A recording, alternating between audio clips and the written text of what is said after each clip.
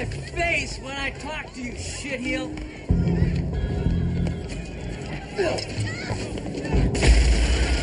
On termine cette émission avec la remise au goût du jour de notre rubrique Old School qui chaque mois profitera de l'actualité de Cinéma Frisson pour évoquer une perle rare que je n'ai pas souvent eu l'occasion de chroniquer et qu'il serait impensable de louper sous peine d'être taxé de cinéphile du dimanche. Et quel meilleur moyen pour introduire la chose que d'attaquer avec le très polémique... Attends, je vais chercher la jaquette.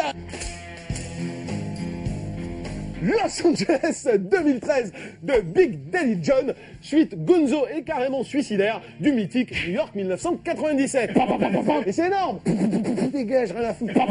Mais c'est du fuck you annonce quoi. Attention, en veux-tu, en voilà du bon gros film rentre dans l'art comme on n'en fait plus, qui étale ses coronesses comme un gros dégueulasse bourré à la bière.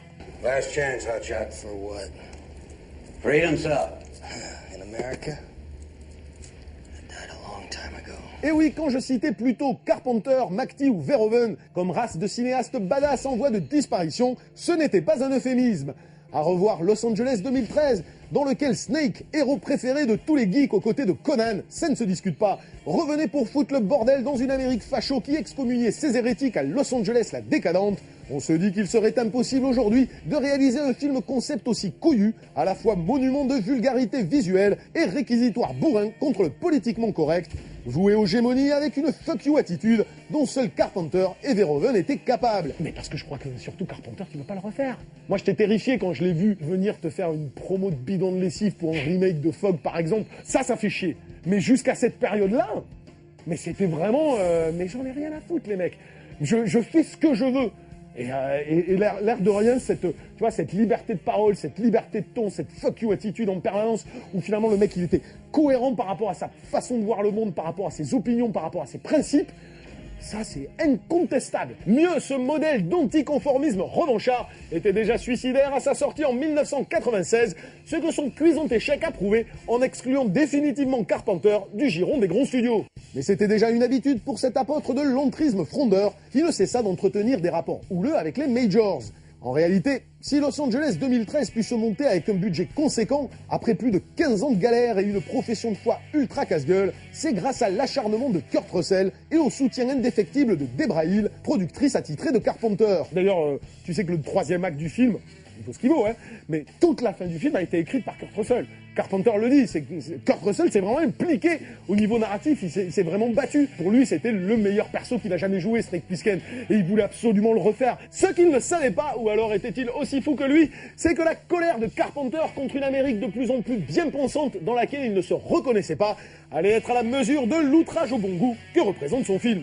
Sorte de showgirls à la sauce actionneur d'anticipation, Los Angeles 2013 se regarde aujourd'hui avec une vraie jouissance, matinée de sourire narquois. Jouissance de retrouver un Snake Plissken gonflé à bloc qui balance chaque sentence comme une ode à la badass attitude et qui fout en l'air le monde, littéralement, pour avoir encore la liberté de fumer une clope, de se torcher la gueule ou de dire « je t'emmerde » avec une assurance qui force le respect. This is insane. It is. That's the point. Non, si tu veux, le problème, c'est qu'il est limité dans sa portée. Là où New York 97, tu vas toujours pouvoir le voir, parce que même si tu pourras te dire, en 30 ans, il y a des trucs kitschos dans New York 97, son propos, il est universel. Là, le problème, c'est qu'il y a le propos anti-totalitaire, sauf qu'il est tellement... Il cible tellement le politiquement correct de l'époque, tu vois. C'est-à-dire, c'est quand même, le film a été fait au moment où tout le monde avait que ce mot à la bouche, quoi. Tout est mis comme ça, comme une espèce de maelstrom jeté, genre on va se foutre de la gueule d'un peu de tout, et les choses ne sont pas travaillées réellement en profondeur derrière, comme il pouvait y avoir des fois des cohérences qui suivaient dans New York 97. Mais sourire narquois face à une production design tantôt fun et délirante, mais souvent catastrophique, où le pire des SFX côtoie de fausses bonnes idées de mise en scène. À vouloir utiliser les images qu'il condamne et exploiter à des fins subversives l'imaginaire californien, on doit se taper Snake qui fait du basket, Bruce Campbell en fric sorti d'une chirurgie esthétique qui a foiré, Snake qui fait du surf avec un Peter Fonda en mode Easy Rider, Pam Grier en travelot qui cause comme Mr. T, Snake qui fait du deltaplane ou la réunion improbable de Patty Hearst et Che Guevara en mode 2,50 $. Moi perso je suis fan inconditionnel, mais comme Carpenter a privilégié l'idée Gonzo à une certaine exigence de fabrication, je peux comprendre que certains aient du mal à se farcir une soupe visuelle tellement libertaire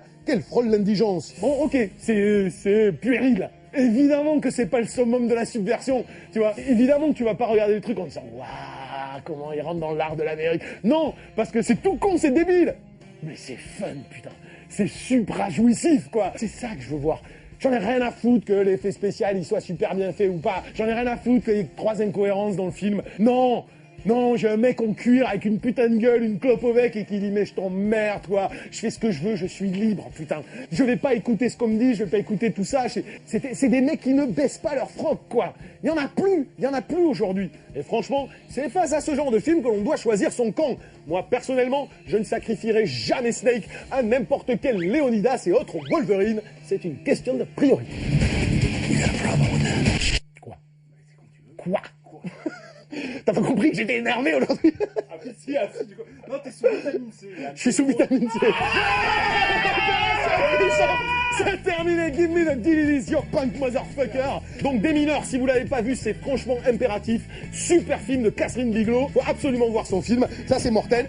Los Angeles 2013, c'est pas en DVD, il faut le voir sur Cinéma Frisson. Ça passe pendant le mois de mars, donc pendant que cette émission passe, vous pouvez le regarder. Et sinon, il y a Heavy Rain, impératif, qui est probablement une date dans l'histoire du jeu vidéo. Sur ce, au mois prochain pour d'autres aventures.